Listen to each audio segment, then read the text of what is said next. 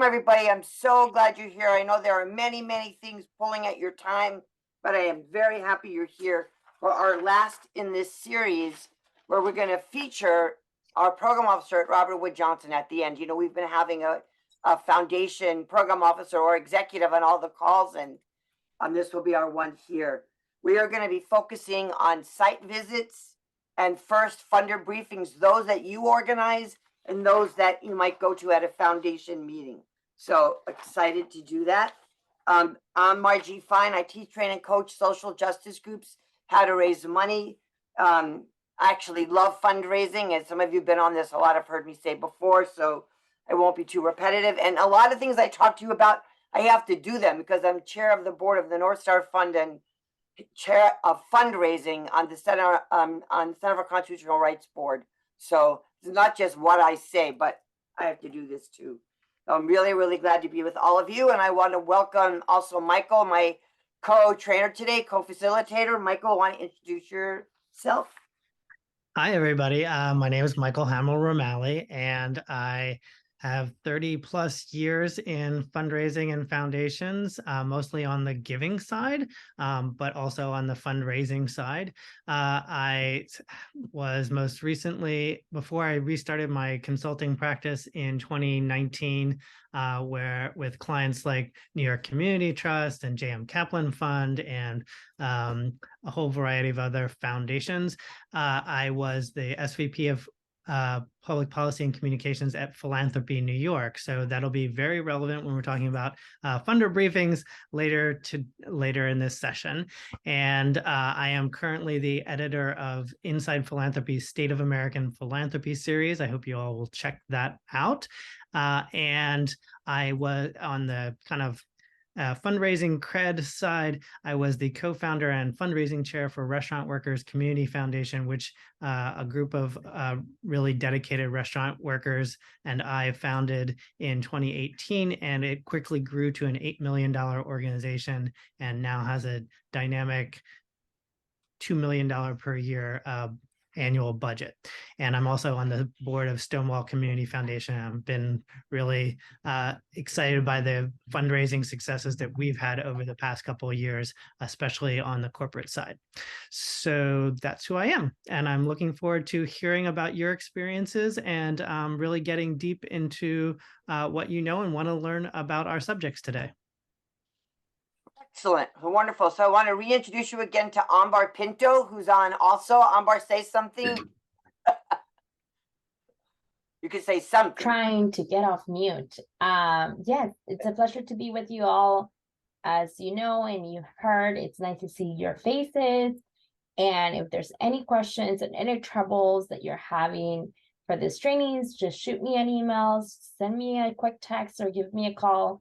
Happy to fix things with you because we want to make sure you're here and taking advantage of all of the offerings we have.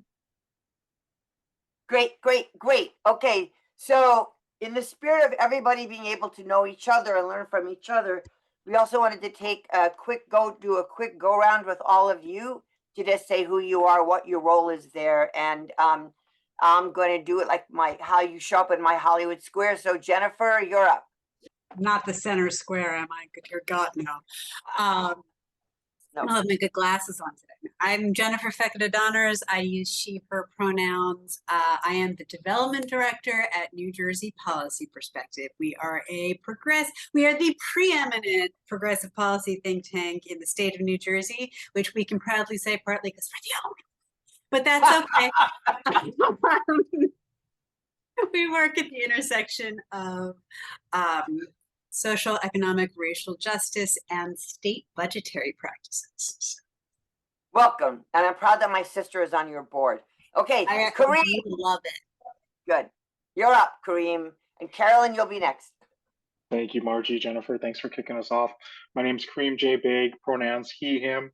I'm the program and grants manager with the Michigan Community Health Worker Alliance in the lovely state of Michigan. What we do, we're the advocacy and training and certification organization across the state of Michigan. And our mission is to promote and sustain the integration of community health workers into health and human services organizations through two buckets. We do that through coordinated policy change as well as promoting CHW workforce expansion and development. So happy to be here, and appreciate all the wonderful people that have been on this call, and just the knowledge that I've been able to absorb and put into practice for our organization to better the CHW workforce across the state of Michigan and the vulnerable populations that they serve. So thank you all. Well, thank you. Thank you. Carolyn.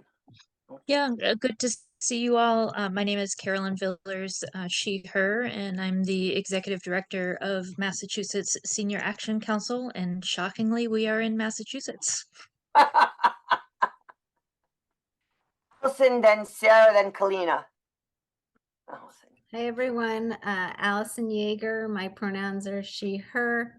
I am the executive director of Florida Health Justice Project, sadly located in Florida. Really wishing I was located in Michigan these days. Okay, the chat about that.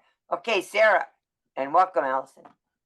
Hi, Sarah Finger. I am the founder and executive director of the Wisconsin Alliance for Women's Health. We're 18 years old, and I use she, her pronouns. And at the end of the day, we believe that policy should happen with us instead of to us. Excellent. Words to live by. All right, Kalina. Hi, all. I'm Kalina Irving. I'm the Operations and Development Manager for Missouri Healthcare for All. And like Carolyn said, shockingly, we're in Missouri. We're a statewide organization, but I am personally located in St. Louis.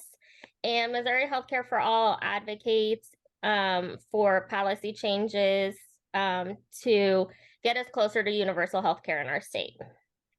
Excellent. Welcome. Rachel, and then Suzanne, and then Kendall. Hello, everyone. I'm Rachel Katz. I use they or she pronouns. I'm at California Pan-Ethnic Health Network, also not shockingly in California. And my role is Finance and Administration Director. Welcome. Great. Suzanne. Hi, I'm Suzanne Schlappman. I use she, her pronouns. I'm with the Maryland Citizens Health Initiative, better known as the Maryland Healthcare for All Coalition. And I am the deputy director. My main role there is in development. And again, we're in Maryland. Excellent. Welcome. Kendall, and then Megan. We're just doing introductions, and welcome.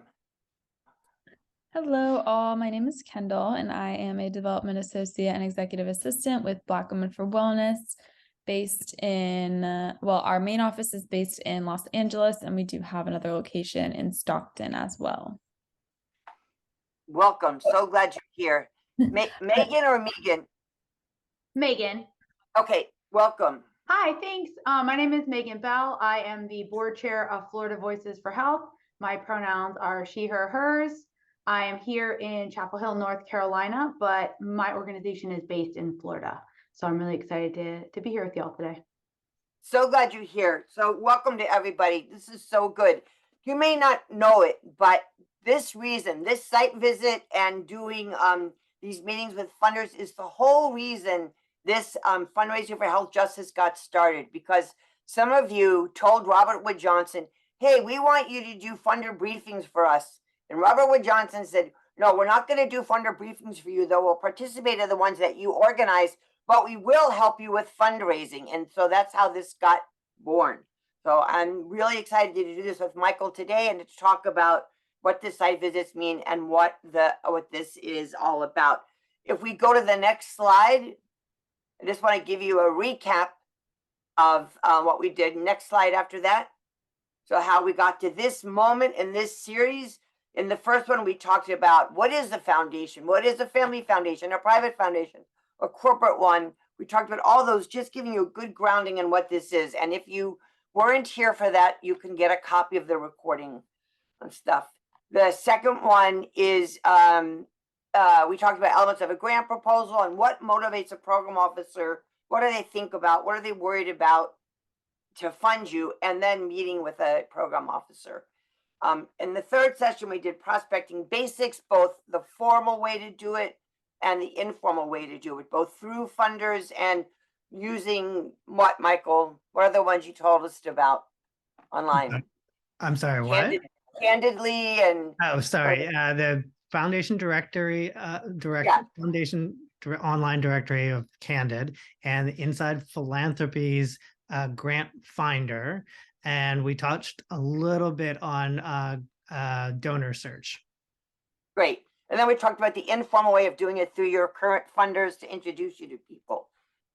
And then today we're going to talk about both doing site visits and also in particular funder briefings that you organize and going to a funder briefing that's happening at a funder meeting.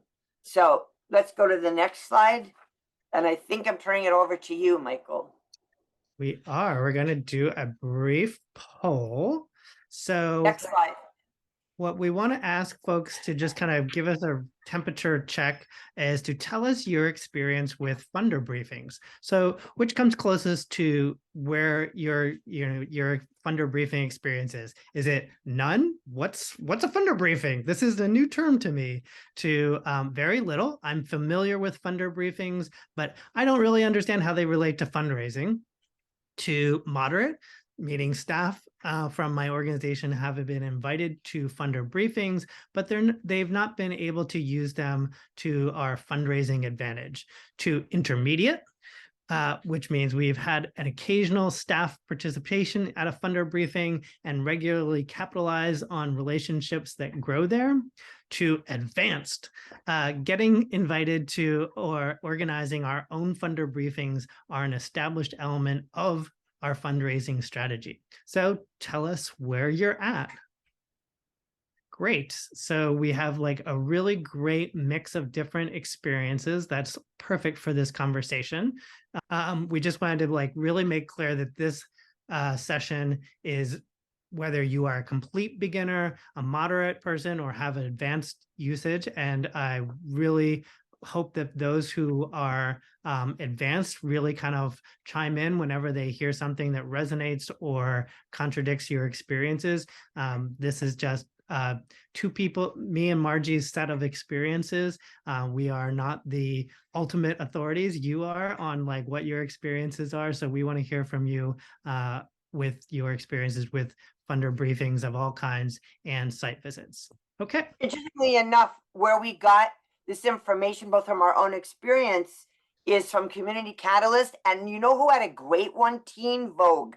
What to do when there's a funder comes to visit with you. Teen Vogue, of all things. And I'm happy to share it with you if you wanted to see it. So I think they have very cool stuff, despite the name.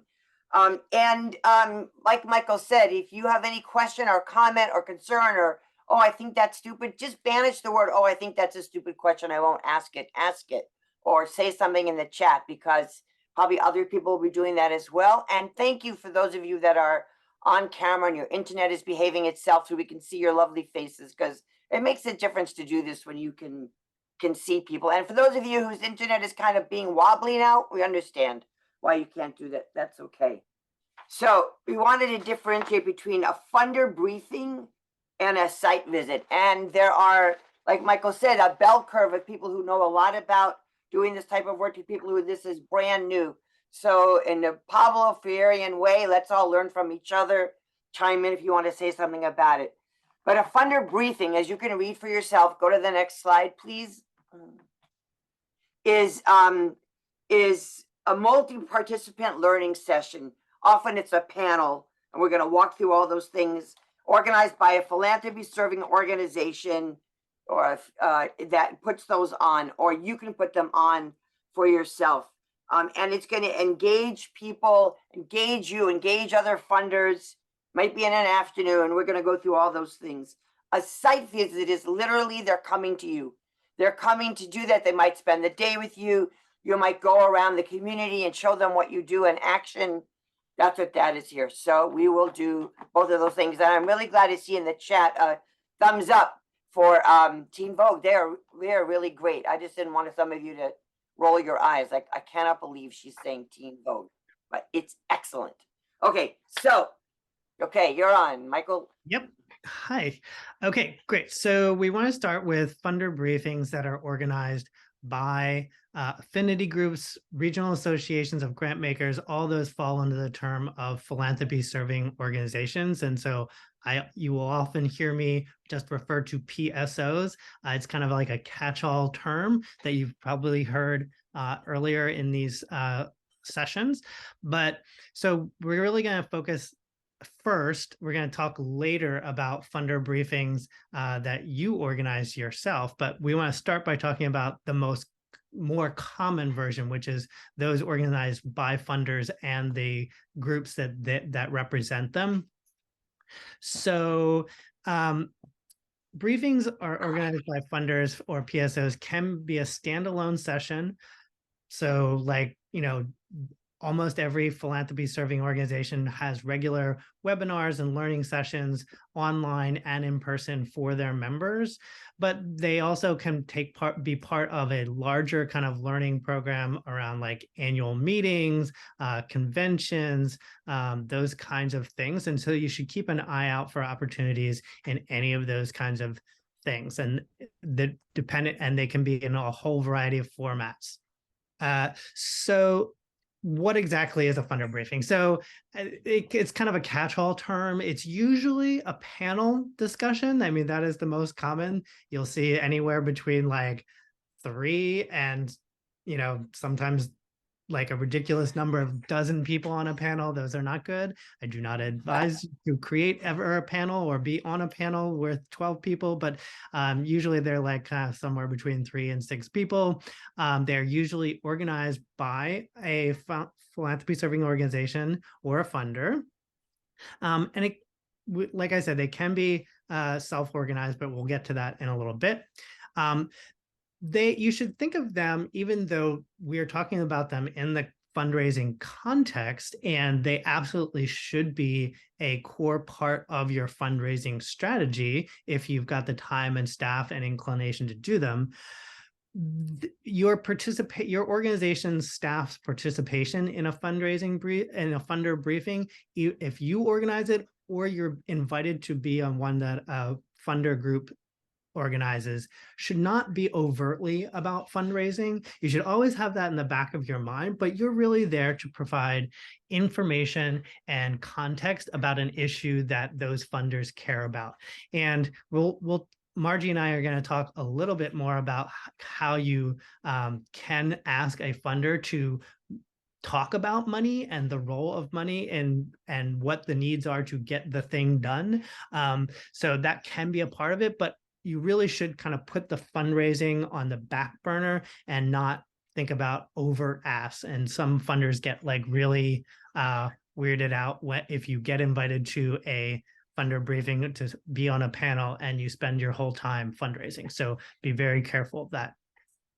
As I said, is totally okay to discuss your resource needs required to do the work in a kind of broad context, but again, you need to just kind of balance that you're not making an overt ask and being kind of money grubbing.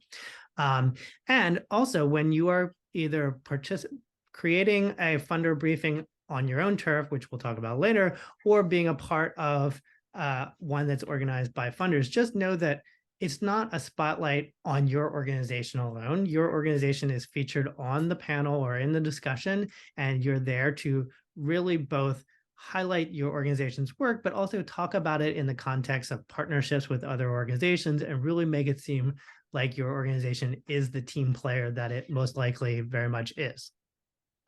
And also funder briefings, while they should be really well organized and there should be lots of discussion in the planning phases, they shouldn't be scripted and you shouldn't be like literally reading off of notes. You should know what you're going to say. And if the organization that organizes it isn't really clear and just kind of says, oh, we're going to get these 5 people on a panel, really encourage them to be really clear about what your organization is going to cover in its discussion and what other folks are going to be covering in their discussion, so that you're not like stepping on anyone's toes or repeating points that have already been made, and then you're left with nothing to say.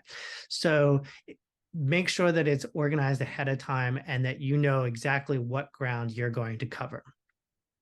So that's what a funder briefing is.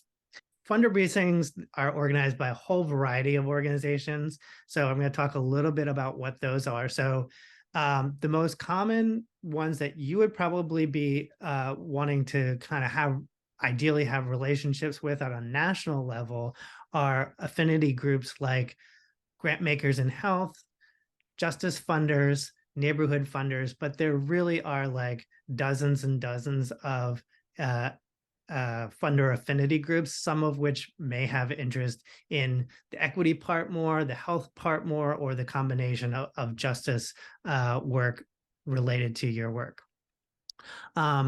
The other organizations that you absolutely should not ignore that are really important, can be really important for local funding and connecting to funders in your area are regional associations of grant makers. So those are organizations like Philanthropy Southeast, Northern California Grant Makers, Philanthropy New York, Michigan has one, there's one for the Southeast, Florida has one. So all of those. And then there are more general associations that also gather funders, like the Council on Foundation, Independent Sector, Grant Makers for Effective Organizations, Center for Effective Philanthropy. All those organizations convene their members and may be open to because they're talking so much about equity these days, they might be interested in how equity relates to health. You just have to, make sure that you are introduced to them by a member at just the right time. So a tip for all those three types of organizations, if you want to see what's out there, I highly suggest going to the website of United Philanthropy Forum and click on the members tab to view a pretty exhaustive list of PSOs with descriptions and links to their websites. It's a great way to kind of get your brain flowing about what all is out there and think beyond this list of organizations that we have here. And then I want to just say, in addition to that, aside from all the groups that are funder groups, community foundations often present programming and assemble collaborative funding projects. So those are a possibility. You might already have relationships with some community foundations. If you don't, that's a great place to start in terms of like thinking through programming that might be of interest to the larger funder community. And then also major foundations, they often do a lot of convenings. Ford Foundation does tons of them, Gates does tons of them, and they have amazing meeting facilities. And feel that like convening and education is part of their mandate and bringing together diverse groups of people to chart new strategies. So those are definite possibilities for your funder, for possible participation in funder briefings. Next slide, please. Okay, so in terms of like strategies for getting in front of positioning your organization to be part of a funder briefing, it is definitely an art more than a science. There aren't any hard, fast rules, but here's some things that we suggest that you should think about.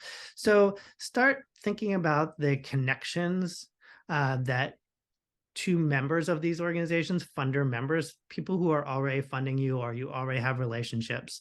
So a lot of PSOs are somewhat hostile to nonprofits approaching them directly with ideas about programming.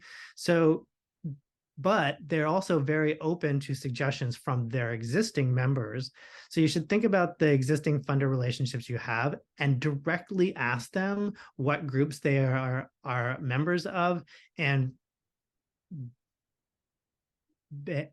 ask in a very nice way if they would be willing to help you formulate programming that features your work, or ask them, start with a general conversation about what the affinity groups that they belong to, like what educational topics they are focused on right now, and look for ways to kind of insert yourself in those strategies. And you should also think about different types of presenting opportunities. It's not just like annual meetings. Annual meetings of the entire membership is one of the best opportunities, but most of those organizations present up to a dozen or more programs a month and are always wanting to seem like they're presenting a ton of programming for members. And they, if a member comes to them with a fully kind of realized package of program, they are more likely to put it in. So if like Robert Wood Johnson Foundation goes to grant makers in health and says, I've got this program idea, I really want to, do this, they are maybe not for the annual meeting because they have staff that do the annual meeting, but on a more like daily basis, they're very open to those kinds of member suggestions. You also might have, I'm sorry, Michael, Yeah. if you go to a funder conference, you might be a keynoter.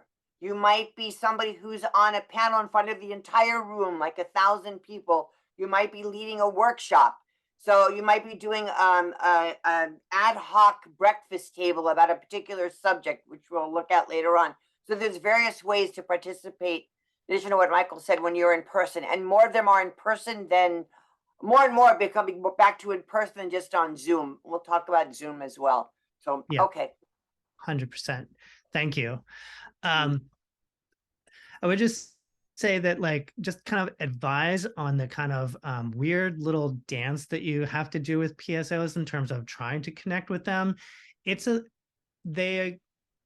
While they have different, every individual is different. Like a programming director at a philanthropy serving organization may or may not be open, or they might be outwardly resistant to a direct plea from your organization for specific programming.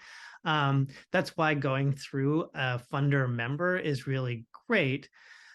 But I will say, like, it positions you well if you can find some way of establishing relationships with relevant PSOs, especially programming directors or membership directors, and make sure that those folks are on your newsletter list, that you connect with them personally to the extent that you can on a regular basis, and offer to be helpful if they come to you and ask for your advice on a topic, that you're as helpful as you possibly can be in organizing sessions or topics associated with your mission. That way they'll always come back to you when they are interested in learning more about that topic or presenting on a topic, and you can really kind of connect them, not just to folks in your organization, but others in your network. And then we're going to talk later, as I said, about creating your own briefing. So you don't have to rely entirely on PSOs. You can create your own briefing, which we're going to talk about in the next section. Margie, did you want to say something? No. Oh, I said, yep. I was agreeing with you. Okay, next slide. Okay, so this is just materials basically that we covered previously in a session in the last session, but I just wanted to kind of reiterate because I think it's really valuable if you do get invited to a funder gathering, that there are some steps you can take to like make the most of it. So really simple, like dress for the same audience that you're going to, which is business casual. Make sure you have business cards. Bring copies of your organization's work that you can like give when you're talking to people. If there are booth opportunities, sometimes at these conferences, you can rent a booth and like be able to like show people your work as they're coming by. All these things. I'm not going to repeat all of this, but really like anytime you meet, but the problem number 13 is probably the most important one, which is if you get invited to one of these and you meet people, or if you are on a conversation, somebody asks a question during the panel that you're on, be sure to follow up with those people later if you have contact information for them. Just in a like, it was good hearing your question, or it's good talking to you about XYZ. If you ever have any questions, this is what our organization is all about, and we're here for you. So that is the main material on funder briefings that you're invited to. Just go to the next slide, please. All right, we're going to take a little moment and these are some guiding questions. You can ask us any questions you want right now, but we'd love to hear if any of you have been to a funder briefing, what insights you have, and if you haven't been to a funder briefing, what questions you have about funder briefings. So we wanted to hear maybe from the people who said, yes, this is part of our practice all the time, or I know a good amount, I've gone to a good amount of these. What would you share? What should people know? I guess I can go ahead and chime Good. in. So, having limited experience going to funder briefings, but my organization and myself, we were at the APHA conference last week, which there were many sessions that were held by foundations discussing their topics. So, Michael, everything that you touched upon, very important.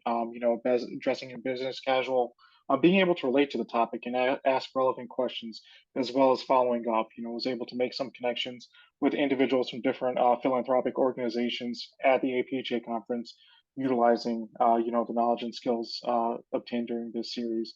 It's really beneficial, and just want to echo that.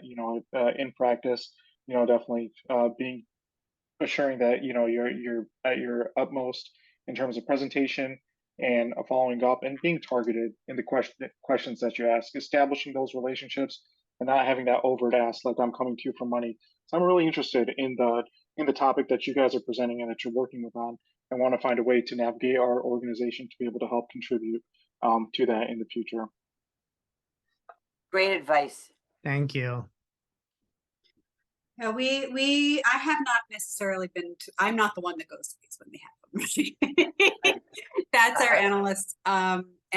But particularly our former president, our research analysts, our current president, they do get asked to participate in these sorts of briefings periodically. And always it's just about, making sure you get the list of who's there. From my end, like, make sure you get those names and really just presenting yourself as an authority on the subject, so that, like, oh, we're the go-to resource. And we have several funders at this point who, part of what they fund us, the reason they fund us is that they know that we know our stuff and that they want to be able to take advantage of that. And that's a large portion of the reason why we get the funding we get from Robert Wood Johnson, right? They want to know that once a year they can get all of our analysts on a call and talk with us about whatever they want to know and what we've got going on. So it's helpful just to be helpful and not going with an ask. Just, we are a resource. Excellent. Jennifer just raised something that's really important, which is a lot of times the person who is invited to the funder briefing is not a fundraiser, right? So do you have systems in place for that, where that person who has good conversations with folks is able to record that somewhere in your fundraising system? Yeah, that's kind of like the advanced thing. But like I know that my own personal experience with some really well-crafted Salesforce customer service systems allows you to set up that system so that, like, literally the person could be on their, like, going back to their hotel room and at the middle of the break and be like, oh, put into the fund in the notes for XYZ Foundation, talk to X program officer about this really great idea that they had and would love to, like, work with us on, that kind of thing. Great. I know Sarah said, well, I've never been to a PSO starting funder briefing, but I've done them in my home. So, I mean, not home, but your home base. Do you want to ask Sarah any question you want to ask about going to one that's at a funder conference or at a funder meeting? No, I mean, we're so small and scrappy. I didn't even really know these existed. So we just set up our own a few years ago and are going to do another one early next year when we rebrand. Great. Okay. And we're going to go over the ones you do there. So Sarah, maybe you'll help be an expert in that next section. Any other comments or questions here? And welcome, Nicole. Glad you're here. All right. If there aren't any other questions or comments, we can move on, but you can write it in the chat or politely interrupt as we go along to ask that question. So, and we'll have other breaks to have people be able to ask questions. Okay. So Michael, with your permission, I'm going to go on now to the next bunch. Yes, please. Right? Which is when you're organizing it on your own home turf. Okay, so this is when you're going to organize this. And you know, many of you probably put together slide presentations, and Michael and I have done things here that you're probably never supposed to do, which is put a lot of words on every slide. But we're doing this because when we're not with you anymore and you don't have the recording with you, I want you to be able to use these as, oh, here's my steps, what to do. So that's why we're doing this. We won't read everything to you. I know you all know how to read, but we will try to highlight things here that will go along with this. And Sarah, I'd love to hear from you or other people who've organized funder briefings themselves. I think they are totally worth the time and energy to do this because you get to build relationships, you get to connect with your funders, you get to do something equal, not I'm asking you for money, but let's do this briefing in our area. So they're just really good. Sometimes it might just be you that's doing the organizing the briefing. Sometimes you might do it if you're a coalition or a cohort with other people or other organizations. And there's no right or wrong. Just decide who's our audience, what's going to get us the best to our goal, to the reason why we're doing this. That makes the most sense. If you do it with other organizations, they'll invite their funders and you could get to know funders you wouldn't have known otherwise, or they might not have come otherwise. So that's really good. It's also a way to bring together advocates and funders and key stakeholders and a good room of learning. And as we've said before, funders love learning. You may feel like they never learn things enough. What is this? They still don't understand what organizing is, but they do want to do learning. So this is a great way to do it. And this is a great way to bring people together so they can understand more what organizing is, why you need general support money, all those things. If you write it in a report, it's not the same as them seeing you in person and seeing what you do. Let's go to the next slide. I also want to remind you, and I think Michael touched on this too, when you think about funders you want to invite, remember to think about 4 categories you might get these funders from. One is they share issues in common. They're funding issues that are your work or similar to your work. Geographically, they care about the area that you're doing your work in. Their strategy that you're using, policy, research, organizing, all of the above, they're interested in. And for the constituency you work with, those funders care about. So you might have immigrant rights funders who will come not because you're working on health or they fund health, but because you're working with immigrants. And your current funders can help you meet those other funders and give you a chance to invite them to this. Okay, so a co-host, you don't have to have a co-host. You could just do this on your own. But if you get a funder co-host, you're more likely to get other funders to come. They might do the meeting at their office. So they'll pay for lunch, pay for breakfast, pay for dinner, wherever you're having it, which we'll talk about later on. Funders often like to go to another funder's place and see what it's like. Well, Ford is really good for things like that, to do that. And they'll do more of the work with you on this, do more of the inviting and getting to people. But it's not like, oh, no, we don't have one. We don't have a co-host, you can't do it. I think you want to do a funder briefing when you've got a reasonable expectation that you're going to get a turnout and that people will come to this. So a host or hosts will help you do that. If you have one host, but you have 5 funders in the same area, make sure you don't put the other one's nose out of joint. You can give them some other thing to do at it. They might do the goodbye. They might do the come join us in funding this organization. So see what will happen with that and how they can promote this work over their networks. Also, there could be a million different things for you to cover in the briefing. So your host will help you say, this is what's uppermost mind in a bunch of funders' minds. Let's focus here in your work. They shouldn't tell you what to do, but you could learn from what they know about other funders and decide this together. Next slide.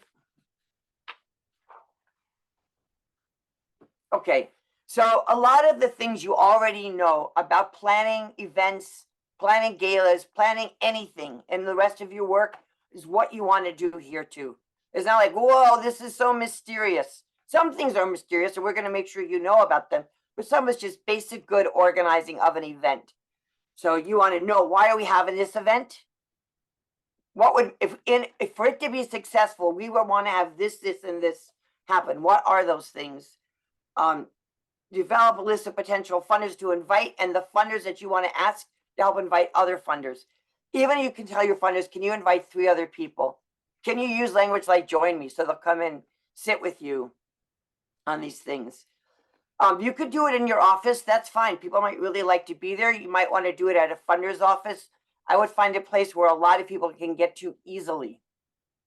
If you pick a different place that's comfortable, that they can hear what's going on, all those things. And I'm focusing on in-person things because please God, let COVID be over really soon. We will talk though about if you're going to plan this as a briefing on Zoom, as you can see here, you could get more funders. They can come from further away. I would make them shorter meetings. And you do this, and it's, you know, that the reason why I want to have it in person is it's easier to form a relationship with people in person. They can sit near them. You could chat with them before coffee starts. Yes, you can chat on a Zoom, but you're taking them away from something else that's going on, and it's harder to do. But I get reasons why we both do them on Zoom and not. The time to hold it, I want you to be thinking about it, and we're going to ask you, in your experience, what's better, a breakfast to lunch meeting, or before lunch, like morning, afternoon, or evening? What have you found these to be the best? And be realistic on timing. You know, you might think because we're in a coalition or we're in this group, we have to have 5 speakers from all the regions of Michigan be able to present. But I want you to think about the audience and how many talking heads can they possibly look at. You could also do breakouts, and then you could have people from your organization or over the state be part of each of the small groups. But be focused on the people who are participating and not on, I'm going to reward, quote unquote, these different people in the coalition. Otherwise, it's just going to be snooze. People will be looking at their phone, all those other things. Suzanne, do you want to say what you're talking about? What you just said here on the chat? Yeah, sure. We have the Maryland Philanthropy Network, and they have a bunch of different kind of funder focus groups that meet regularly. And just by maintaining good relationships and open communication with them, we've had the opportunity to just kind of present at one of their meetings, which isn't, we considered it like a funder briefing, and we got new funders from the most recent presentation, and helped to strengthen the ties among the foundations that support us in years past. So that's always been helpful and made the planning side a lot easier on us. No, it's so good. That is such a good thing. And you even got a big woo from Kareem. You know, a lot of times what happens is that some of the more moderate funders will get to this meeting and they'll say, whoa, so-and-so's funding this. Okay, the water's not going to be so scary. I can go in. I could fund this work. So that is really good. And you could also, at the briefing, introduce people to each other. And I think that would be really good. And you can compliment people. Did you know that so-and-so was our first funder? And we're pleased that so-and-so has joined recently. Yes, spread that goodwill. Spread that sugar around. Don't BS people, but make them feel good for what they've been doing. If I had to do the review that people do, the evaluation of how the briefing went, often people will say, we wish we started earlier. We wish we invited people earlier. So you really, really want to start early, think about these things, maybe get a save the date out early, and then get the invitation out to make that happen. I want to hear what other people think. What do you think? Morning, afternoon, evening? What do you think is the best time to do a briefing? Brunch time, Kareem says. That has worked well. As we're moving towards in-person, I know that a couple of our staff members, they went to briefings and funder meetings in the past couple of weeks, and they were from 10 to 2. So it gave people time to travel, come in person, and then just be able to engage with each other, stick to the schedule, and then have time to commute back home. As well as we're transitioning, we're in that weird hybrid state between Zoom and in person.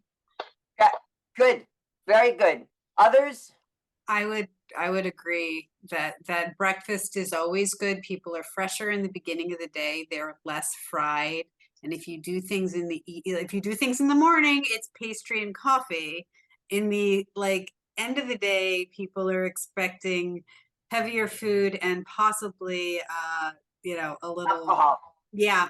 I was gonna say some wine, which is a lot pricier too.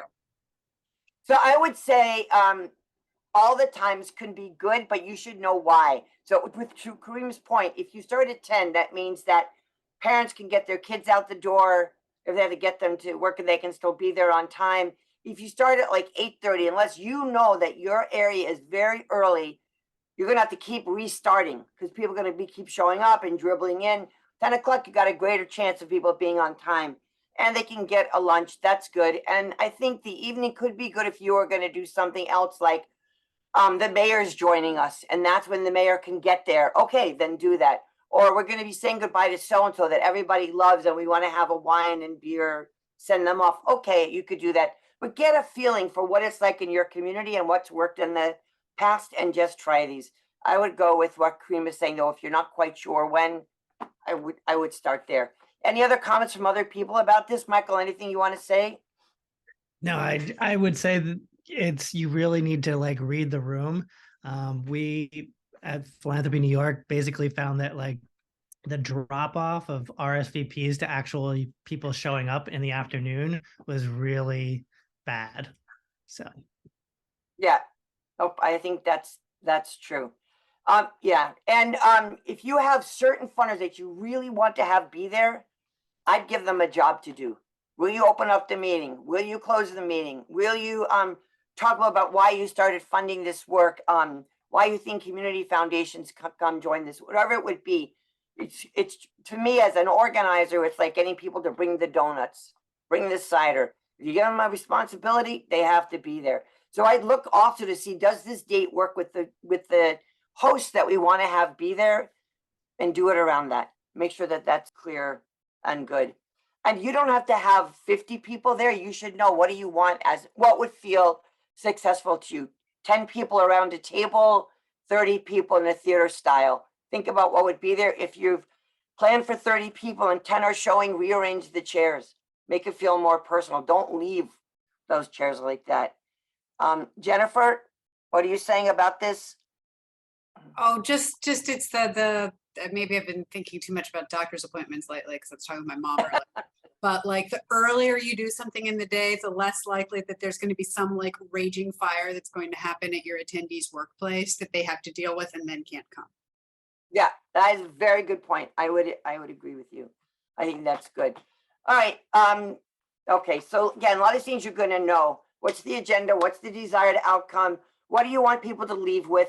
If you're doing a funder briefing with some other groups, make sure you give everybody a good amount of time to be there and what they're going to be speaking about, have a sense of what they're going to do in advance. Encourage people to build off of each other. We're really glad to be working with X Group because they really focus on youth. So what can you speak to that? Or like do something with their building, have a great moderator who knows that it's not her job to mouth off the whole time, but to keep things moving, keep things organized, helps the panelists really shine. That'll be really good. This is about fundraising, but it's not where you say, and we have a gap of $400,000 and we're asking people today to help us meet that goal. And then you expect it to show up then. Not gonna happen, and this puts people on edge. They have to go back and talk to people in their organization, their foundation. You could say, in order to do the XYZ, we're now raising this. Oh, during coffee, so-and-so asked to me about where's your money come from? So I thought I'd answer it for everybody. Do all that stuff. Just don't expect to check in the room or yes, I'm ready to give you this money right now. Do note who seems really interested and do follow up with them later on. So that would be good. Okay, so you want to make sure that the discussion is interesting, that you've got a good mix of people. I would maybe do some small group discussions if you want to, or turn to your neighbor and talk about X. Can be really good. You want to be able to bring people back. If you think you've got a chance of losing the room, if you take a break, don't do that. But people are often mindful that you could either tell them take your own bio break or take a break. Make sure that happens and have something really good that they're going to really not want to miss when they come back from the break. So we want to make sure you've got really good materials and really good, smart, intellectual things to think about. But this is what schmooze matters. You might not all speak Yiddish. Schmooze means just getting a chance to chit chat, talking with people. You want that time. You want to be able to go talk next to a funder or see if somebody brought something up and go say something to them. So it's not all about, let me use all the biggest words I can possibly come up with to talk to you about this thing. but making these connections, even having a story or two to describe to people about what's going on and a question to ask them about this work. So I would do all of those things. Have presentation, have slides. Don't let that get in the way of making connection with people also while you're there. And I hope I'm demonstrating this. Don't read the slides. Highlight some things on it, but people can read for themselves and to see that. So we talked about creating roles for people, and I would get high quality photographs to make sure your sound is working in advance. You might even do a report out of the meeting, but you'd want to know there was enough interest that a report out's going to matter, a written report, and you could hire somebody to take all of those notes. So good. Anybody want to add anything to this part from what's worked for you? Sarah, thumbs up. All right, we'll go on to the next part. Okay. I would add something here. I think another thing that has worked for me in the past when doing funder briefings is like, if you have something that just happened and you haven't done any communications about it, be like, you are the first to hear that there's this update, blah, blah, blah, on your work, because then it feels like it's like a special and they're getting an insight and they're the first to know. And that always makes people feel good. Totally right. That's really good. Tell them the group you worked with when that happened for you, Ambar. With the United We Dream. But And which does immigrant rights organizing, youth organizing nationally. But I think the other thing that I would add is that whenever, if you have fear, which is I think all of our fears, that when you get to the section of questions or interaction, it's like radio silence and no one is going to say anything. We have reached out to some of our funders that we have a really close relationship with to say, hey, when we do the questions, can you please say something, or can you, or if they had just granted us, confirm an award for us, is it okay for you to share this, even though you didn't announce it on your website yet? To say, oh, we're excited to know that, United We Dream was just approved for a renewal grant of this amount. That also increases that confidence that Margie was sharing earlier. So just ask your funders that are helping you. Great. They'll be great. Yeah. That's good. Getting clapping thumbs up from Kareem. Okay, Kareem, want to add anything to this? Just want to echo that sentiment. We did the exact same thing at the APHA conference when we were giving presentation on climate change and climate change impacts, and the educational materials that we developed, inclusive with CHWs. We let the room know that the Kresge Foundation had just announced that we had gotten continued funding for the award. So it further spoke to the impact that the work that we were doing and the continued work. So if there were funders in the room, then they got to hear that here we're funded through 2024, and it made more context that way. Excellent. Great. All right, good. So you want to get national and local funders to be in there. If you have national funders coming to this briefing, but you work locally, make bridges. Why does what's happening in Michigan matter to the country? Why does it matter in Virginia? What's happening in your area in Maryland to make a bridge to why they would care about that? And they could say it themselves also. And for the local funders, let them shine. If they're coming from different areas of doing this work, maybe there's something that they could say about this. Yeah, and think about who you want to develop a stronger relationship with. If you have some of your members and some of your people in the audience, help them know who they should sit next to and how to chat with that person that's next to them so they don't just freeze. That'll be good. I literally once when I was a funder, I had somebody say, oh my God, I wondered what I would do if I ever got a chance to sit next to you. I felt like a rock star. I was just the head of this foundation, but you want to freeze. You want to know what you might want to say about things like that. All right, so I think you want to have a one-pager, front and back or something that you can leave on people's seats that you can give to them. If you give people some gigantic thing like this, there's not a great chance they're going to read it. I would give them a shorter thing and then follow up and then see if they're interested in something, then share that. If you've just put out a publication like Ambar was just saying, yes, you can share that. That would be a great thing to go. So that would be good. Yes, but then you can do that. So good. All right, Rachel, I'm glad you were here. I'm sorry you're going to miss being with Andrea. Okay, you want to be able to talk about things in a conversational tone, stories with photos are really good to have around. And explore coalition partners providing brief written testimonials. You can be careful about what people are going to be doing. Not boring people who are there, even though you're excited about it, they might not be. So good. Jennifer, you want to say this out loud? I'm a total creep. But to your point about like making sure you sit next to people, I have only had a chance to do it once because we only really have had one in-person event since I've been at NJPP. But I've been known to make full lists of all VIPs attending an event with headshots, like go online and creep for the headshots, and then tell staff members, find this person and sit next to them, or just chat with them for 5 minutes. No, that is a great thing to do. Bravo. It's You an did that. hour of my time and it makes it so much easier. I think it's good for galas, for all kinds of events. That is really good. And when I do it for galas, I give them to the photographer also, so they can get shots of the right people. Right. Great. I think that's really good. Then it makes a lot of sense to do that. And if your funder is in a meeting with another funder, like, oh, I haven't seen you in so long, I'm so glad to be with you, go away, come back another time, or stand slightly outside. But if it looks like they're not going to break this up, don't interrupt it. Come back later on.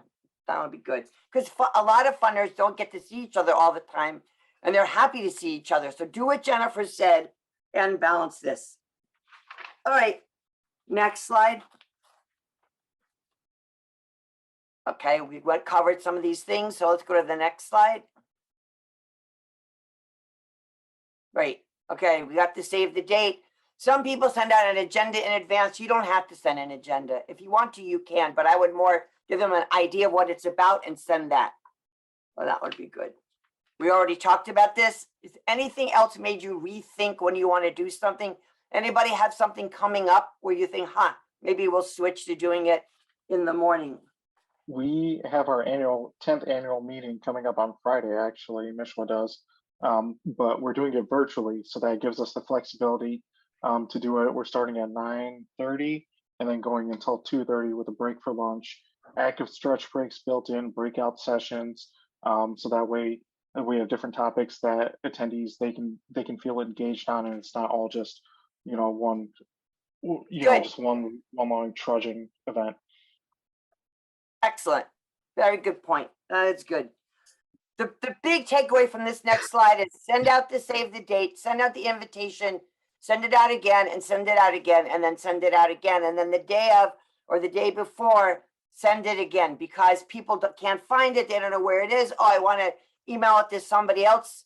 So if you err on the side of reminding people, don't worry so much about annoying people. And be able to, they have a finger that deletes things. They can do that, but this will make sure that they can be there. They know what's coming up and all of those things. All right, this is the basic stuff. Double check the spellings of things, the organizations. If you're lucky, you have a very diverse group of people coming, so you want to make sure that people know how to say names correctly, be able to make this work go really well. And if you're using PowerPoint, make sure there's color printed copies available if you can, or send it afterwards. All those things. You just want to have that basic check off all of the things that will make this go well the day of. Okay, and you probably know a lot of these things too, but make time for introductions, have name tags already printed up, or that they can write it themselves. They can be there. All of those things, make sure somebody is welcoming them from the second that funder gets there, that they feel they're in the right place and they feel good about it. Welcome, I'm so glad you're here. It's a great place to train other staff about how to work around funders and to do those things. If some funder says, oh, I'm looking for Judy, I haven't seen her for a long time, help them get to that person. Whatever you can do about making that work will be great. Okay, and encourage them in the beginning to ask questions, to be part of this. And if you need to do, or it's your practice to do rules of engagement, if you step up, step back, if you've already spoken, wait to see if somebody else needs to talk, then do those. And if you want to let the funders talk, but if somebody's going on and on and on, you could politely find a way to interrupt and to move things along and tell people that in the beginning, because you want to be able to give everybody an opportunity that you may have to do that, but always in a nice way. All right, good. Let's go to the next slide. Follow up, follow up, follow up, follow up, follow up, follow up. Have somebody writing down what somebody said at the meetings. You can follow up with it. You can talk to it specifically, and then start to communicate with them on a regular basis. Not everybody's going to give you money, but they bothered to come. There's a good shot you've got at least a door open for them to do stuff with you. And thank everybody who made this possible and have them feel really good about doing this, making it work. Anybody have a comment or question about this? Michael, any comment or question? No, except for the same kind of thing applies as the presenting. It is a subtle thing. It is not a hard ask. Like, oh, we talked about the need for $100,000 to do this project. Like, where's the money? It really is like, this is the action plan that we talked about. These are the directions that we're heading, et cetera, and then let the dollars come organically. Yeah, good. All right, any other questions from people who might think, yes, we'd like to do this briefing, or are working with one of our consultants on how to do a briefing in your area? Any comments or questions you want to raise here? Yeah, I have a question. Go ahead, Kendall. And my question is related to, I guess, funders who have different focuses. So whether that be local versus statewide or different programmatic interests, would you recommend holding separate funder briefings and grouping funders by a certain quality, or would you recommend having a more general funder briefing? Yeah, I guess that's a simple question. I mean, I think you could, if you're doing reproductive rights and you want to have funders come who are just working on reproductive rights, you could do a luncheon or something that's a smaller group of people to go deeper with something. A briefing like this is inviting people who know a lot about your work and people who might not know a lot to all be in the same place. And if you're working with the health of immigrants, you might want to have people who come from housing and people who come from healthcare and people who are educators, because they'll learn from each other. So again, do that same thing we said earlier. What's the goal of this? What do we want to have happen at the end and bring them around? Michael? Yeah, I agree. And I think that, like, I think it's for your own sanity too much to do a whole bunch of separate funder briefings on the same topic for different funders, unless there's some really compelling reason to do it. But what I think that you should do, and I think it's like implicit in your question, is really just think ahead of time about the different types of funders and funding interests in the room, and make sure you've structured the conversation to touch on both the local implications and how it works out on health issues, on how it works on the equity issues, how they work out together, but also like how the local work is connected to national work and why a national funder would be interested. So you just kind of have to like structure your programming around those different funder interests. I agree. And some of your funders, you might say, look, I don't know if this is going to be of interest to you because I know you know a lot about this topic. I'm asking you to help us organize other funders to come in, that you could reach out to them. That's good. I would do that. Know what kind of relationship you have with the funder in order to make that happen. But that's a great thing to do. Other questions or comments? Kendall, did that answer what you were looking for? Yes, that did answer my question. Thank you both. Great. All right, good. All right. Anybody else have a comment or question? I think Nicole had a question in the chat. Good. Nicole, what did you say in the chat? Wondering, we facilitate a few funder calls during our state budget process, and we invite funders as well as donors to those calls, and they typically do show up. Would it make more sense to do, especially as we go where people are more comfortable in person, to do a briefing of all this work that we do around our state budget work? Nicole, are people coming regularly and showing up regularly to this? Because I think so. Jennifer knows better about the attendance than I do. We have generally between 25 and 50 people join us on the Zoom calls. We do have a core crowd that comes to most of them.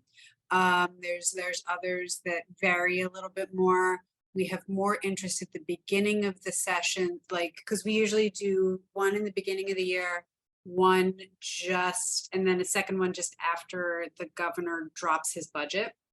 And it's sort of like actually starting to dive into the analysis, the hot take analysis, not the real deep dive yet. We tend to get better attendance at the earlier one, even though there's a little less substance than at the late one. But we do get, you know, we're getting the people we'd like to have there. I was just thinking if we tried to take at least one of them in person, that might be kind of amazing. Yeah. And I think the fact that welcome you to our want- internal conversation about events. Well, you're doing that on the one hand, on the other hand. So on the one hand, it's not broken. How great. Everybody keeps showing up to these calls. On the other hand, when you do it in the afternoon, you may get people that couldn't come in the morning, even though there's more people in the morning. And on the other hand, if you try to do one in person, you might be able to have that next step, extra touch. That's great. So I think you have to experiment in fundraising, and I think it would be great. I agree with you to do this in person. Try one in person, but not give up the other way of doing it. So you're not losing. I think that you will probably have like a 50% drop off when you move from Zoom to in person, which might be worth it, especially if you're doing hands-on planning after the briefing about what to do next. But I think you just have to remember like to somehow build in a follow-up with that 50% that drops off, or give them a partial online version that they can watch what's happening in the room or something. I don't know. Yeah. The other thing I'm using you as our target market now, so enjoy that. The other thing that we were talking about doing is maybe adding a third that could be in person. That's like late May, early June. So after the legislature drops their budget, and like when budget season really kicks into like the hot and heavy, thick negotiations portion of the game. Do an in-person with a happy hour right afterwards. So we go program light, happy hour after, and then yeah, we have a chance for a lot of conversations, and we can touch not just funder audiences, but kind of a broader landscape. You're doing all the right thinking and questions about this. Really good. You have to just try it now and see what happened. But I would still keep the phone going since that's working, or the Zoom calls, and do this other part, and maybe do something that makes it special, which brings us to site visits. Yay. So Andrew, I want to welcome you to the call. Glad you're here. We're just going to do this part, and then we'll come in and talk with you about this. Okay, so let's go to the next slide. So we've done funder site, we've done funder briefings at a conference, funder conference, and when you organizing at home with funders here. Now I want to talk to you about site visits. So a site visit is where you literally might take them around to see your community, see how you work, what your lawyers do with a client, see how you're teaching people about something, see how you work with government money or something you've gotten from them. They're going to see you in action and do this with you. They might bring their board members with them. Beach, where I used to be the director, we always brought board members once a year. We did a road show. We might go to a state and then drive around that state and see some of our different groups in that area. So you want to do things that can either feature other members of your cohort, other groups that you work with, the different ways that you work around the state or where you are, but it's bringing people out into the world. The people might want to meet in your office first to see what your office is like, since they're always funding you and talking to you, but they don't know where you are. And I know that a lot of people don't have offices because everything is all over the place. So you can think about what that would look like and what that would mean. But it really does give insights into what your work is like that writing a report, writing a proposal doesn't always do. I always think of it as like shelf life. You know, the shelf life of when a funder and a board member have seen something in person, met some of your constituents way longer than when they just read the write-up I did as a program officer or what somebody else said. And I'll be interested to hear what Andrea thinks about that when we get to her. So let's go to the next slide. There are funders who are trying to be really respectful of groups and not make them do extra work during COVID for getting a grant. And so they don't want to have to make you or do a site visit. Others do still want to do a site visit because they can see your work and it might help them understand it going up the chain of other people at the foundation. So see where you can do this, where it's good for you and it's good for the funder, and how you can make that work and what will happen with it. And this gives you some other points as to why funders like doing site visits. I really like site visits. Let's go to the next slide. I always learned a lot more and could talk with my board about a lot more things there and could really see what you were doing. And you know what? Sometimes it equalized that group that can write a perfect proposal, but they're not always doing good work. And those that are amazing at what they're doing, they're really deep in the community. They don't write such good proposals. It can make it kind of a balance that's there. So, but I want you to be respectful of your COVID things you have to be worried about and for the funder as well. So see how that will work. Next slide, please. Here's some questions that funders might ask or might be interested in as they're going along. You can have them too. What's the goal of doing the site visit? What do you want to get out of it at the end? What do you hope the funder learns by being with you for an afternoon, for a day, for going around your community with you? Sometimes they might just have to go see sites of a lot of rats or something like that. Like this is what we're talking about in the health in the community. Show them empty lots, show them what's there, and also show them what's possible through the work that you're doing. So this will give you some more things to think about with that. Let's go to the next slide. You want to know your funders that are coming. What do they care about? How much do they know about your work? How much do you have to start from the beginning to help people know? Maybe it's a new funder to your area. What is all of that? Are they a funder that's new to you and they want to come see you? Is it a funder that knows your work? And so you can have a deeper conversation about what's going on. And it's a chance to also ask about future directions of the foundation. What are they thinking of? What have they been learning all this time? A conversation with people. Next slide. So a lot of groups will often talk about, don't make this be poverty porn. Let me trot out all the most horrible things going on in the area so you'll feel bad and cry and give us money, but also be able to do it in a way that the groups really, really, really can show. You can show, here's the reality of what's going on, and here's what a difference grants can make. Where it started, where we are now, where we're hoping to get. Make it have a context, demonstrate your theory of change and the work that they're seeing, do all of those things. I think that if I once had a funder say, if I don't understand your work, I can't fund it. So you got to be able to help them understand it and help them see what's going on as safely as you can under COVID. So I think of a tour, I think about the time, be on time with this, make this work, and all these different points in here. I know you can read later, but you'll see all the things that are going on to make this work. If they come to see your office, don't clean up all your papers if they're on your desk or books that you're reading. Do get rid of your old coffee that's got mold growing on the top. Really, you don't have to leave that there to demonstrate that you're really doing good work. That you can clean up and do that. And you could be ready to discuss some of the challenges. Maybe your director, longtime director, is leaving, and here's what you're looking forward to. Here's what you're going to miss. Here's a new person who's coming up. Be ready to talk about all of those things. Next slide.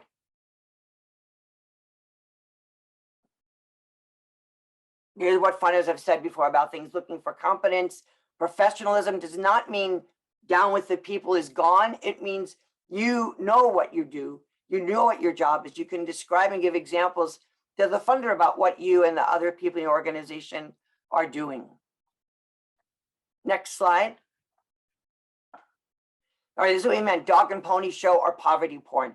Don't do a dog and pony show, but do demonstrate, do be ready, do prepare what you want the funder to take away from understanding about your work, your constituency, your neighborhoods, your strategy. do think about that in advance. Do be ready to demonstrate that and show that.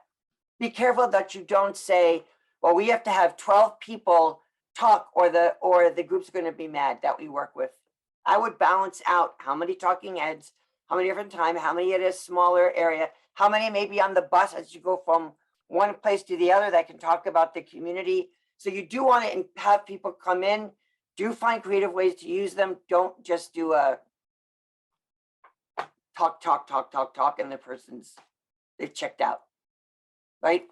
Any of you, Kareem, anybody else want to speak to that? How that's worked with you?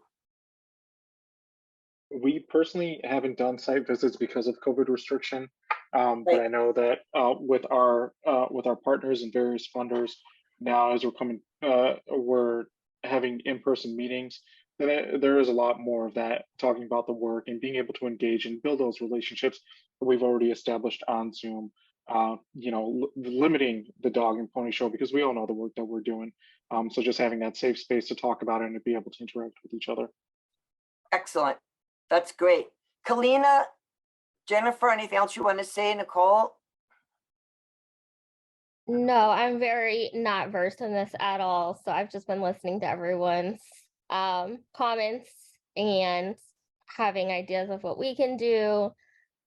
Realizing I did something completely wrong and now understand the email I got back. Great. But I'm learning from this. So now when I go back to her for another conversation, I understand the approach I should use instead. So this was very helpful. And thanks for everyone for sharing your experiences. Good. And timing, and I co-sign brunch. Great. Great. And no hard sell. I think you would all know about that. And even if you're at brunch, you could talk about what your needs are, excitement about this, but not the hard sell. And I wanted to say one other thing. You go to a funder conference, they often have site visits that are organized around where the conference is. So if you have a conference that's going on in Las Vegas, for example, I went to one last year, there were site visits around that conference. You could offer to that funder group that we could do this. We can do the one. We and this other group could take you on an immigrant rights tour of that work. So another good place to do a site visit. Let's go to the next page. Next slide. Okay. How your office looks like and the red flags. We heard from different funders. What do they look for? What are they thinking about inside that they want to see when they're at your office? And these are some of the things they may be looking for. So we talked about this before, but don't badmouth other groups. Highlight what you bring to the table, what you're working on. If your board is going to be there, make sure you've prepped them to be there. And if your board is made up of people from the community, you can talk about who's there. You're proud to have what they do, how they are there.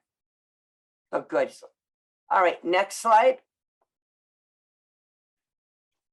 Okay, so we've been asking and getting questions about site visits already from you. I wanted to see if you had other questions or comments and invite Michael and Ambar, and anything else that you want to talk about in this too, to do that now.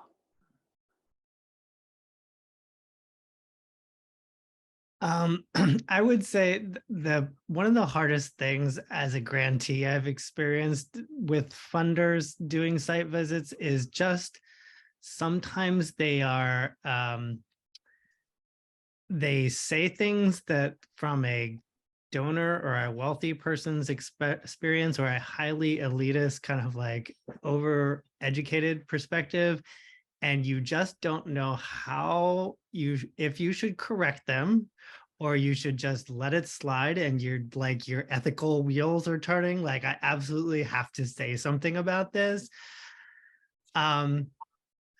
There's no right or wrong way, because sometimes funders can be like really touchy and don't like to be corrected. That's just the truth of the relationships that we have with funders. But I think that there are kind of, it should be a conversation, and you really need to feel like you are an equal having a conversation with a friend who may have a different perspective, but that you have an opportunity to have a real quality conversation with. So do feel like you can address an elephant in the room, and take it. You should have confidence in yourself to handle it as a smart person who knows what they're talking about. I think also don't, unless this person has been really, really overtly racist and horrible, keep that bridge strong. But you could say, you know, John, when you said this, it made me think about this. Or I'm not quite sure this is what you meant, but some people might think X and make that connection. I also know as a funder, when I was a funder, sometimes I would get very excited about what you were doing. And I might say, oh, what about this? What about that? And you, the group, could think, oh my God, we have to do what this funder is all excited about.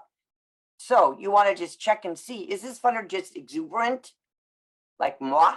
Or do they are suddenly telling you you have to do this other thing and how to deal with that? That's an interesting strategy. We're focused on this, so how to make that work. So anybody else want to chime in on this, Ambar? Yeah, what I would say is that if there's something that it's like very unique to you doing this work. So for example, United We Dream, what was unique about us doing immigrant rights organizing is that we were led by directly impacted individuals. So when a funder would come to our office, we made the time for every single person in our office to introduce themselves as the work that they were driving and to share that they were, they were either an immigrant themselves, they were a DACA recipient, Right. and how long they've been, like why they got into the movement quickly. So in that way, the funder is like, oh, okay, I'm talking to the people who are like completely impacted by this work. And I think that is another opportunity for you to be like, this is why I'm the right organization to fund and to carry out this work. Excellent, excellent advice. Excellent point. Anybody else? Any comments about this? Questions? Kareem's clapping for you again. Yay, Kareem. I was gonna say, Yeah. Margie, I went to an event with Maxine Clark, who's the former CEO of Build-A-Bear, last night, and she was saying the same thing, that she would go on site visits and just like say like a million ideas, and then she'd be like, oh, I'm doing it again, I'm sorry. Like she could never turn off her entrepreneurial brain, and so she was like, I'll shut up. So it's funny that you mentioned that too. Yeah, nope, that's true. And it should know that in following up. I know also I had a board member who we were in the South and a lot of people were unemployed, and he thought, oh, we should invest in more catfish farms, except catfish farms are poisoning the workers, aren't good for the environment. It just wasn't good. So in addition to me saying, no, $1 million into catfish farming isn't the way to go, was to also get one of the groups to also talk to the board member about this as well. So people can help you to address some of these questions and comments too. Well, and I think going off of that, like from the previous 4-week session, or maybe it was I can't remember who, I've been to so many in the last few weeks, but this was something else here, but that funders don't necessarily only give you money, they might also give you resources. So like you said, like the $1 million for catfish farming might not be the answer, but I can connect you with this farming company that knows how to depollute the water, or and make a connection there. So Totally. those are just as valuable as the money. You're right. You make a good point, Clean. It's not just yes or no. There are other ways to be helpful here in addition to the money. So great. All right, we're at 3:30, and I want to welcome wonderful Andrea to our call. Andrea, I'm so glad you're here, and I'm glad you could come on 15 minutes earlier and hear this discussion. I want you to read and see Andrea's bio. Andrea, you're the reason why we're all here together today. Sadly, about 5 other people that were on the call had to leave to go to other meetings, but I'm glad we have this group so we can have a nice, intimate conversation. Andrea, you're the reason we get to do this work. I just want to thank you again for this. And I wanted to give a chance for you to be a human being with everybody and just say, how did you get involved with this work? What made you to be here? Yeah, sure. And hi, everyone. I am coming to you from a room in my house in Jersey City. I grew up in Florida, but have lived in New Jersey now for 16 years and have been at the Robert Johnson Foundation for almost 11 of those years. It'll be 11 years in January, which is crazy. And I come to this work actually very similarly to how a number of my colleagues come to this work, which is, I come at this with a passion for healthcare reform, right? That to make the healthcare system in this country less crappy.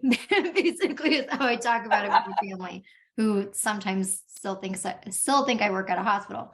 So I'm not a philanthropist. I didn't come into philanthropy to work in philanthropy. I came to RWJ because of the potential for impact. I'm a political scientist by training. My background's in health policy management. And most of my colleagues, very similarly, very few of them come from the world of foundations. So we're there to try to make the same types of changes you are, just from a different vantage point. And I work with a team at RWJ that has evolved quite a bit in my time at the foundation. The focus, like the way we're organized as an institution, has changed a lot. And what my primary team focuses on has changed a lot. But in short of it, we're focused on culture change in healthcare and public health. We want a fair and just healthcare and public health delivery and governmental systems. And a big part of that requires a person-centered and anti-racist policy agenda. It requires really deep advocacy and creating sort of a like wind in the sails for policymakers to do their jobs. So, we invested in this program, Voices for Health Justice, because we wanted not only to affect, policy change in healthcare, but we wanted to do it in a way that actually was meaningful for people and that centered the experiences of those with the most at stake. So that was sort of the different flavor of what led to establishing Voices for Health Justice. And any other time you want to talk about this, I'm very easy to find. My email is on our website, or I put in the chat. Any other time you want to hear more about like how we organized the program before it was what you saw, I'm happy to walk you through, because it was like a year and a half here before it became a thing at Community Catalyst, CPP, and Community Change. And then there was like 6 months of planning there, and then you all got to see what it was. So I'm happy to talk to you about that anytime. I have lots of stuff I could share with you, but mostly I was curious in hearing your questions. And Marjorie, let me turn it back over to you. You can, this is your show. So the way we wanted to do this is I would ask you 1 or 2 questions, then all of you, I am going to turn it over to you. You will be the ones that can ask questions and do those things. And I know none of you are going to say, and where's my grant? And why can't you put another $50,000 in it? That we're talking about. I mean, you can, but it won't be a productive conversation. We've been doing this today. We've been talking a lot about doing site visits and funder briefings. And I wondered if you had anything you wanted to say, almost of a do this, don't do that, about funder briefings and Robert Wood Johnson's role in helping the groups do funder briefings. Yeah, sure. Well, visits are, I think, another animal, and it was interesting to hear sort of the tail end of what you were talking about. With funder briefings, how you approach these is a little bit different depending on the philanthropy you want to work with. So we're a national organization.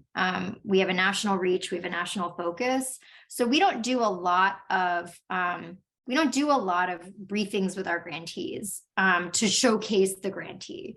What we'll do is have, webinars or events or learning opportunities where we talk about work and like, look at this really great, insight, or look at this great, research output, or we want to celebrate the accomplishments of what, this particular coalition was able to do.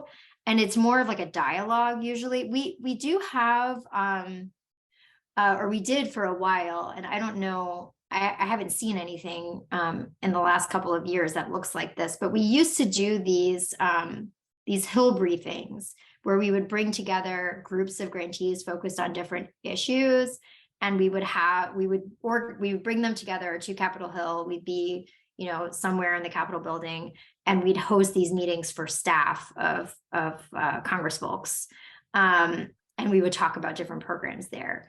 But I don't know if we still do those things anymore. I don't know how effective they were. We also have a policy staff in DC that maintains relationships with different health staff. And, we have different policy priorities we have, or we'll showcase grantee examples in conversations with health staff that our policy staff have. but we don't do a lot of just like briefings that are show and tell. We do participate in them. We have a lot of national or state and local foundations that we partner with pretty regularly. So I've done a bunch of briefings with New York State Health Foundation. We had been talking with the Voices Coalition in Texas about trying to do something together with Episcopal Health Foundation, which is in the greater Houston area. But we often participate and amplify as opposed to, you know, putting them on ourselves, just because our audience is so different than the folks that, you know, you would necessarily want to be your audience where you all are at. And I think I can recognize Missouri, Michigan, and New Jersey based on the names. Am I missing a state? Well, as long as you shout out their state. Any other state? Yes. Hi, my name's Kendall and I work with Black Women for Wellness. We're based in California. Oh, great. And California. Great. Well, California is its own like universe and Massachusetts. Okay, great. Awesome. Yeah. So, I mean, yeah, but we can talk more about this. Massachusetts is on too. I think some groups may be hoping that you might co-host, because if you invite, or you say can this do is that. great, more funders will say yes. So that's really great. For We people can to know. absolutely do that. And that was one of the offerings we wanted to make available to all of you through our partnership with Marjorie and her team and Stephanie. We wanted to put that opportunity out there. We just don't have the capacity to I wouldn't be able to plan a bunch of briefings myself. Right. So, you know, we partner with wonderful people like Marjorie to help organize those, but we're very happy and willing to do those with you. That's a big deal offering right there. That's really helpful, Andrew, just like that. So I'm going to open it up to everybody so you can ask a question. And Kareem, I'm going to come to you first. And Michael, if you want to ask a question in here too, we could do that. Kareem, what are you dying to ask Andrea? Andrea, I just have to first just introduce myself. My name is Kareem Baig. I'm the Program and Grants Manager with the Michigan Community Health Worker Alliance, and came to this this series, which has been just wonderful. I've been just telling Margie and the entire team on here, just everything that's been presented. I've just been able to soak it up like a sponge, and Awesome. you know, appreciate you and the Robert Woods Johnson Foundation for providing me with this opportunity to learn and to grow. That at the end, we're going to be able to help our vulnerable populations across the state of Michigan through our community health worker work. The council that we're establishing through the funding has just brought together our partners to drive forward health equity, and has just given us an opportunity to align, you know, our focus in the state of Michigan. So nothing specific to ask, just want to just say how thankful I am for the opportunity and appreciate you and the Robert Woods Johnson Foundation for this. Glad you're here and appreciate the work you're doing. You all are doing the hard work. We just give you money that's not ours. Good thing to remember. That's true. That's good. Anybody else? Comments, questions? Nicole? I know, just asking. Saying hi to Carolyn. Good. All right, good.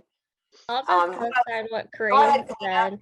Yeah, I'll just co-sign what Kareem said. I'm fairly new to so I'm the Operations and Development Director at Missouri Healthcare for All. And I'm fairly new to the fundraising world. So having these 8 weeks of sessions, and then also the one-off with Rhea Wong, have honestly been like revolutionary to my work. And we are working with one of the consultants, fundraising consultants, and I've already been able to implement some of the stuff from the sessions into our fundraising in just these 8 weeks. So it's just truly been such a blessing to like be able to have these seminars. And so that in and of itself will definitely like change how we do our work, and we'll be able to reach more people because of that. So again, thank you for envisioning this project. I can't imagine how, like you said, how many years it takes and all the coordination. So yeah, it's been really amazing. You know, and I should just say back, so some of you are relatively new to your role. The reason we wound up making this available was because we heard from you all that this is what you wanted. So thank you for asking so that we could actually provide what is useful to you. It was important to us when we started to fund the program to have a mechanism for input and continuous feedback coming from your organizations to the steering committee of the Community Catalyst, CPP, and Community Change, so that we could actually be like providing what you need, as opposed to a whole bunch of stuff you don't care about. So thank you for asking and being really clear about what you wanted. And in case it's helpful for you all to know this, this feels like 8 million years ago now, because it was like before grad school, before my job here, before other jobs. But when I started out as a professional in the world, my first role was at a small legal and social services nonprofit in Manhattan, where I was the whole development department and development and communications department. So very familiar with how challenging that job is. I had no idea, like now I'm at a philanthropy as not a philanthropist, but definitely foundations did not work the way that I thought they did. So I mean, I'm happy to share anything you all want to hear. Andrea, are there any affinity groups of funders that you belong to, or that you go to meetings? What are they? Yes. The one that we engage with the most at RWJ is Grantmakers in Health. And they have an annual conference I think the next year is in Minnesota, I think. This year was in Miami. And that's a big annual event. Like Margie said, at those meetings, they organize a bunch of like site visits. And I don't know how organizations get on those lists, but we could find out. And Margie probably knows better than I do. But a lot of us go to Grantmakers in Health. We have representation on their board. Right, they're going through the process now of like, we all as funders pitch ideas to them. So I have a few different panels that I worked with other funders to pitch to them, and we're going to wait to hear back whether we were accepted to talk about these things. And Andy, would it ever work that you would maybe have one of the organizations that are in the Voices for Health Justice be on a panel? We tried that last year for Miami. We actually pitched a session with Community Catalyst and tried to bring the group in. Like if we got accepted, we were going to bring the group from Florida there, but we were dinged. And I think, this is probably information you don't need or care about, but where RWJ is like a big gorilla, like it's a big foundation. And the dynamics are a little funky. So in my experience, it never works when RWJ is trying to pitch a session. Like it only really works when we do it together with other smaller or regional philanthropies. But we tried to do it. Emily Pollock and I tried to finesse it. And we're like, this will be a really interesting way to recenter the conversation, because it'll be focused on the organization and how we're partnering with them. But didn't fly, but we're trying. I hope you try again. Don't give up. Just like the people we're not can't give up. A place where that works. So there's another place that foundations go. I've gone to this meeting before, and then I didn't go again because I didn't find it all that useful, because it's a very like multi-issue venue. But there's a Council on Foundations does another huge meeting, and they're open to anyone. It's not just funders, it's also nonprofits. And I feel like that mostly skewed towards nonprofit organizations with pitches, which was not really helpful to me. I was relatively new in my role when I went, and we used those meetings as like sensing and networking opportunities. But that's another place. And attached to that, there's an entity called Emerging Practitioners in Philanthropy. It's EPIP. Yeah. It's connected to Council on Foundations, and that's like younger or newer foundation staff that go. That's probably a better target, because you're meeting people who are trying to form new relationships. But yeah, Grantmakers in Health and Council on Foundations are the two. And then there's like usually like regional associations too. Like there's the Council of New Jersey Grantmakers. But part of my time at the foundation, a very small part of my time at RWJ, is also on our New Jersey grantmaking team. And, in that capacity, we participate in the Council of New Jersey Grantmakers. There's a group in New York, so there's all sorts of regional associations like that. Are those organizations single entities, or are those, so like our biggest funder is Missouri Foundation for Health, which is one of the foundations that come from when a hospital, gets defunct and they have to spend that money. So is the organization from New Jersey that you're talking about one like that, where that would be like our equivalent, or? Yeah, I'm thinking about, there might be something like the Council of Missouri, or like Greater Midwestern There, Philanthropy there is. Foundation. Yeah. There's I think it's called Gateway Foundation. Oh yeah. Grant Okay. Yeah. makers Yeah. or Yeah. something. Okay. Yeah. Thank you. I knew I was missing one, but I couldn't. Okay. And they probably have annual events. They certainly will have like conference calls and webinars with each other. But yeah. Okay. Wonderful. Andrea, Thank Michael's you. the presenter of doing this last two series. And Michael, I wanted to see if you had any other questions or comments you wanted to say.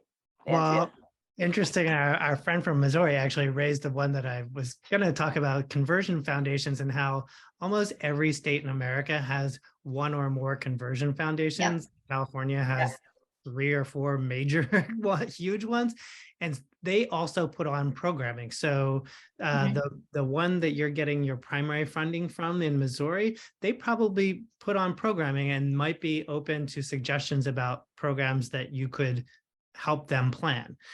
So that's in addition to the community foundations that we talked to that do funder briefings, they're also great possibilities.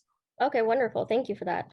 Also at the Missouri Health Foundation, their executive director or CEO, he used to be our equity director at RWJ. So if you could talk to him and be like, oh yeah, you know, we're an RWJ funded organization. And then Jasmine Hall Ratliff, I think, leads their C3 spinoff, and she was a program officer with me at RWJ. Oh, that's so funny. Okay, I'll definitely say that. Thank you. The small world. A lot of us know each other. So you can also ask for introductions through your POs. Okay, perfect. Thank you both. Excellent. See, we taught that in this series, and you just said it without even knowing that, Andrea. So thank you very much. That was so good. I wanted to see whether Carolyn and Kendall, who I can't see, if you have any question or comment, give you some space to jump in here. Kendall? Thank you for that. I appreciate it. I think at this time, I'm just taking it all in. I appreciate your time, Andrea, and all of you for all of your questions. Great. Thanks, Kendall. And there's no pressure. I have lots of things I can talk about. No, we're gonna sometimes people just don't raise their hand. They're not comfortable. So they just want to make a space, but you don't have to take it. I do have a question because it still confounds me of like, I'm a new ED. Andrea, your husband's on our board. My spouse is on their board. Yeah. And we're all trying to figure out like, you know, the future of funding for the organization and trying to develop my own relationships with folks because I'm relatively new to the state. And we've been talking a lot about these councils where funders come together.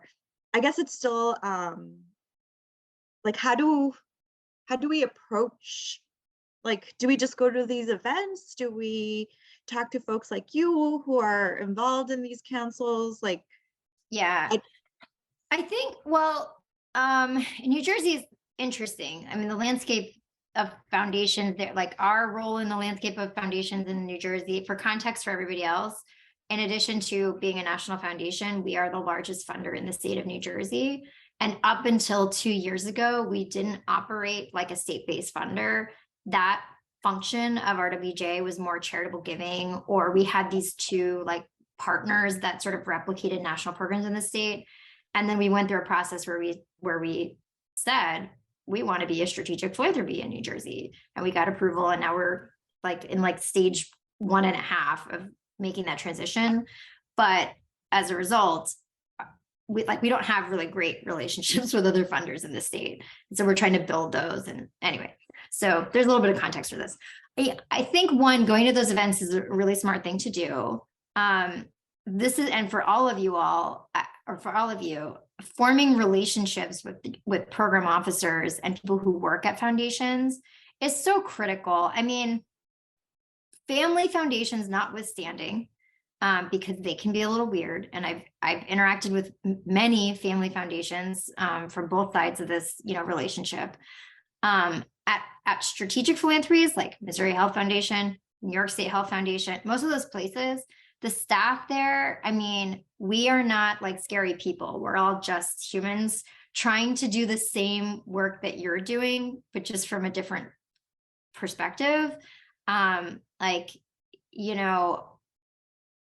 the general General Robert Wood Johnson died 50 years ago. We just are trying to do the best job we can as staff here. And internally, we're advocates. So, I mean, unless you're talking to the CEO of the foundation, which if you have that relationship, great. You're talking with program staff whose job it is to execute on the mission of the foundation. So we're constantly looking for which investments are going to help us do that. We're looking for thought partnership among our grantees. The worst thing you can do is reach out to a foundation immediately and just start with an ask like, hey, can you give me money? You got to build a relationship. And you want to help the funder understand how you all operate and who you are and what you're trying to do. And just as importantly, you all need to understand what the funder's priorities are and how the foundation operates, like your target foundation. And the best way to do that is through having a relationship. I'm very transparent, so I'm happy to tell anybody all of our business. Not everybody's like that, but the best way to do it is through building relationships. And you shouldn't be shy about asking for what you need. But it's hard. Like you wouldn't ask anybody for money if you didn't know whether they could give it or what they care about.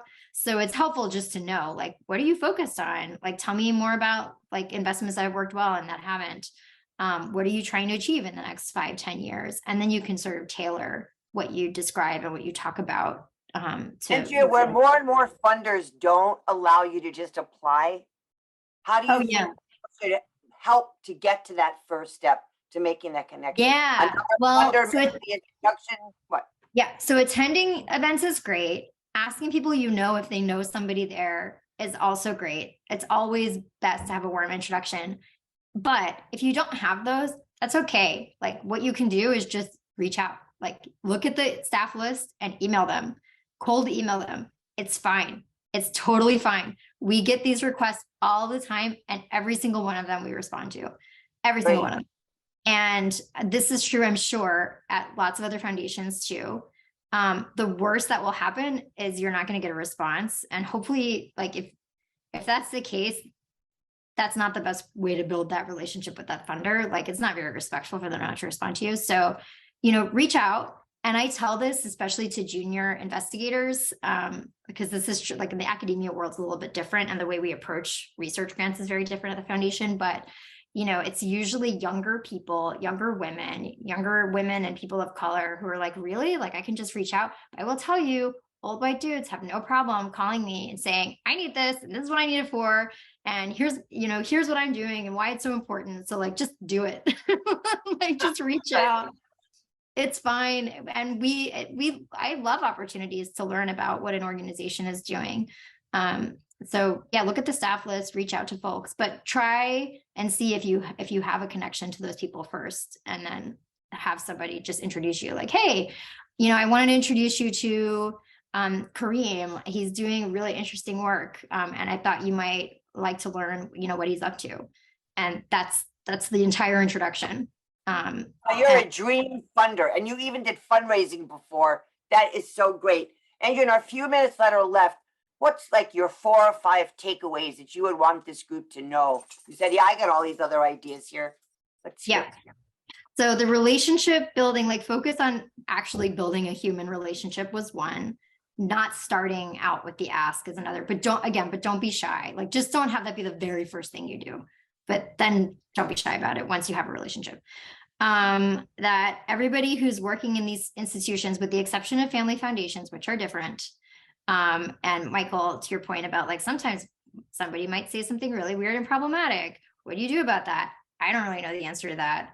I sort of just use my best judgment. Like sometimes that happens in my extended family and I'm like, is this a fight I want to pick right now? Same type of thing.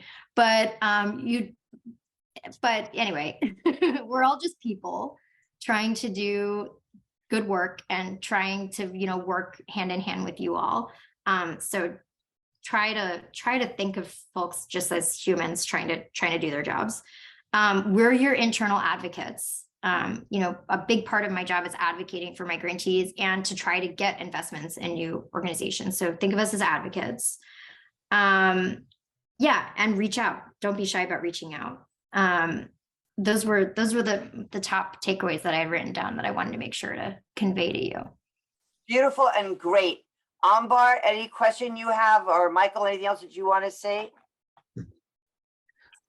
I was just saying, writing to Nicole that if the being in New Jersey, like the New Jersey grant makers is really open and they are really on the equity train. So I think that they would be very interested in talking with you. And Teresa Jacks, who is the interim president, like she comes out of the policy background. So she would definitely take an email from you. But if you want an introduction, let me know. Yeah, and you can, is Maisha your program officer? Yeah, you can ask her to make that introduction for you too. We also, sorry, first of all, everything you said is very, very true, having worked with Maisha a lot and worked with, y'all are wonderful. That is saying that. And not just because your husband is on our board, right? Like, but we have somewhat of a relationship. I've met once or twice with Craig at Quig Reinrich from Council for New Jersey Grant Makers, and we have a little bit of a relationship with Teresa, but we need to build that out a lot. And thank you so much for joining us today. Yeah, anytime. Listen, everybody, I wanted to ask you while Andrea's here, what's one piece of information you heard today that you are most likely to put into practice? I don't know why, Kareem, I'm going to come to you again to just start us off with this, and then we'll just go around quickly. Don't overthink it. Just want to hear this. Go. Absolutely. Andrea, appreciate your point about just cold emailing program officers and not being scared to reach out and establish that relationship. So it's definitely something I'm going to put into practice more often. Thank you for that. Lena, what would you say?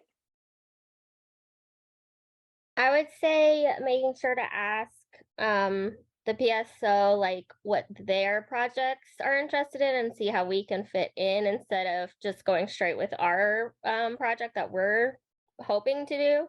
That's what I learned from today's session, and also cold emailing, but I'll do that any day of the week. But you know that you guys don't mind that. Great. Nicole, what would you say? Go to these events. I am learning to become a smoozer. Yeah. I'm trying to become one. It doesn't come naturally, but we have to do it too. It's not natural for me either. I think COVID has stopped people's ability to do this naturally because we're alone so much. Jennifer, what would you say? Don't be afraid to ask someone to help make the connection. Excellent. Kendall?